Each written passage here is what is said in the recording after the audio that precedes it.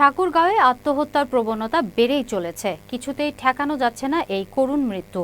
পারিবারিক চাপ, পড়াশোনা ও প্রেমে ব্যর্থতা, বিবাহ বিচ্ছেদ, পরকীয়া কিংবা চাকরিতে অসন্তোষ, ঋণ পরিশোধে ব্যর্থতা সহ নানা কারণে আত্মহত্যার পথ বেছে নিচ্ছেন কিশোর কিশোরী সহ বিভিন্ন বয়সের নারী ও পুরুষ। সচেতন মহল মনে করেন পারিবারিক, প্রাতিষ্ঠানিক ও ধর্মীয় শিক্ষাই হতে পারে এ থেকে উত্তরণের পথ।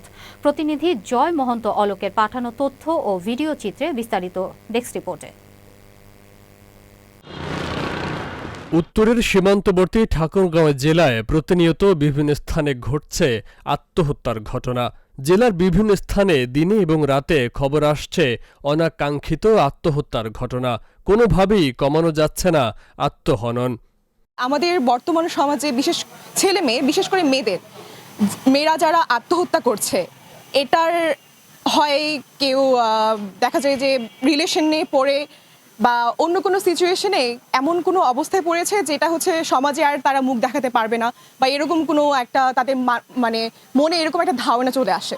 এরকম সে যেমন নিজে পৃথিবী থেকে সরে যাচ্ছে, সেরকম তার বাবা মা, তার পরিবার, ফ্যামিলি সবাই কিন্তু ওই একই ঘুরে ফিরে সেই সমাজে লজ্জার মধ্যে পড়ছে। আত্মহত্যা করা যে মহৎ গুণ, এটা তো না। ঠাকুরগাঁও জেলায় বর্তমানে আত্মহত্যার সংখ্যা বেড়ে গেছে। এতে আমি মনে করছি নারী সমাজটাই বেশি করছে। এটা সম্পূর্ণ অভিভাবককে, আমি মনে করি এটা অভিভাবক সবচেয়ে বেশি দায়ী। অভিভাবকরা আমি আমার সন্তানকে ভালোভাবে দেখছি না, সারাদিন কি করছে কি না করছে, এগুলা আমি মনে করি আমার অভিভাবক হিসাবে আমার সন্তানকে এগুলো খোঁজ করা দরকার। দিন দিন আত্মহত্যার প্রবণতা বেড়ে যাচ্ছে। আসলে এই আত্মহত্যার প্রবণতার একটাই কারণ, যেটা হলো অভাব, হতাশা। তো এই যখন অভাব এবং হতাশায় দেওয়ালে পিঠ থেকে যায়, তখনই একটি মানুষ আত্মহত্যার পথ বেছে নেয়। এই আত্মহত্যা যেন ঠাকুরগাঁও একটা মহামারী সৃষ্টি হয়ে গেছে। আমরা চাই এইটা একটা, আমার মনে হয়, আমি যেটুকু ভাবি বা দেখছি আর কি, সামাজিক বিভিন্ন খালে আমি যাই, আমার মনে হয় হতাশগ্রস্ত মানুষ অভাবগ্রস্ত। আত্মহত্যার ঘটনার মধ্যে বেশিরভাগই নারী।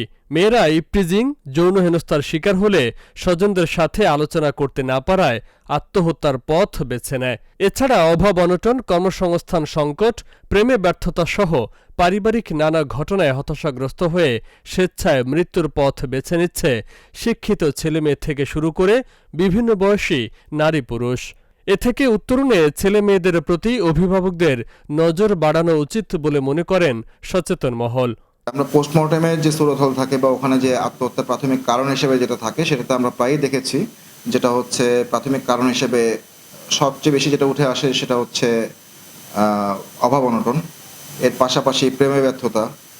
তার পাশাপাশি অনেক সময় আমরা দেখেছি যে যখন রেজাল্ট হয়, এসএসসি এইচএসসি রেজাল্টগুলো হয়, রেজাল্ট খারাপ করা, এগুলো থেকে আসে। এটা আমাদের জন্য, সমাজের জন্য খুবই খারাপ। আমরা এখান থেকে বের হয়ে আসার জন্য আমাদেরকে সচেতন, অ্যাওয়ারনেস ডেভেলপ করতে হবে। পরিবারের বাবা মাকে সময় দিতে হবে, বাচ্চা কাচ্চাদের বন্ধুর মতো মিশতে হবে, এবং শিক্ষা প্রতিষ্ঠানগুলোর দায়িত্ব রয়েছে, তারা অ্যাওয়ারনেস ডেভেলপের জন্য ঘন ঘন অনুষ্ঠান করবে। জেলা পুলিশ জানায়, গত 1 বছরে ঠাকুরগাঁওয়ে 208 জন আত্মহত্যা করেছে। আত্মহরণের মতো ঘটনা রোধে জেলাব্যাপী সচেতনতামূলক কার্যক্রম অব্যাহত রেখেছে পুলিশ প্রশাসন। আত্মহত্যার ঘটনা বৃদ্ধি পাওয়ায় উদ্বেগ প্রকাশ করে ছেলে মেয়েদের সচেতন করে তুলতে নানা উদ্যোগের কথা জানিয়েছেন জেলা প্রশাসক।